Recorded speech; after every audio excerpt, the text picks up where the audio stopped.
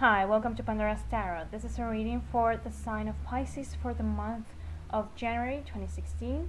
Happy New Year, everyone. Please remember to check your rising and your moon sign. As I always say, it will allow you to have more understanding, a better understanding of the energies that you will be dealing with. But let's start with this reading right here. You have in the challenge position the Eight of Wands. This is a card that represents communication. It represents fast communication. Especially over the internet, text messages, phones, and all of that. Being in the and it could also be related to something creative because the wands is the element of fire, which is related to all creative stuff. Now, being in the challenge position, it means this is something you have been working on, Pisces. I would say even from the month previous to January, even from December, you have been working on communicating with someone, and I would say someone who is not very responsive, because you have in the center of the reading the King of Wands, and the King of Wands is someone who belongs to the fire signs. So again, the element of fire. It could be Aries, it could be Leo, or it could be Sagittarius. I usually see this card as a Leo. It has a lion here. Being in the reverse position, this is someone who is not being, like I said before, very responsive. Usually these type of people have a lot of things they're doing, at the same time. So maybe your request or your communications or your calls are not passing through, or your messages are not being answered because he or she has so many things to do that you're just, your thing is being pushed aside. Or perhaps this is someone who's just creating, not answering on, or pretending that he or she is not really understanding you, just for the sake of calling the attention, okay? Calling your attention, just being in the center of everything. The thing is that I believe you're going to find a new creative way to connect with this person and to get an answer from this person, get a communication going with this person.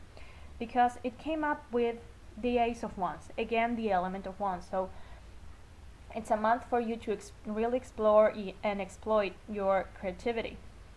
The Ace of Wands is a first step on a new path, a new creative path. And paired up with the King of Wands, this is someone you will find a new way to communicate with this person. Okay, so be creative, and you're very receptive. So think about how would you be, how would this person would like someone else to ask for things or be told certain things. Be creative in that sense. The thing is that this person not being responsive will make you anxious, because you have in the things you cannot change the Knight of Swords. This is someone from the air signs. So like I always say, this is someone who moves really fast, and the air signs are Aquarius and Gemini and Libra. But I think this is something that this is an attitude that you're going to take on. The Knight of Swords is someone who is very anxious, and he wants everything done for yesterday. And like the horse here, the horse is not even walking; it's just leaping towards something. He moves really fast, and this type of I want an answer thing is the attitude that you're going to have, and something you're going to have to work with. Because it comes up with the Queen of Cups, which represents you, represents the water sign. So again, like I said, you're very receptive. So I think you're going to be able to put yourself in this person's shoes and try to understand how can you approach them to actually get an answer. Don't let this anxiety win you over.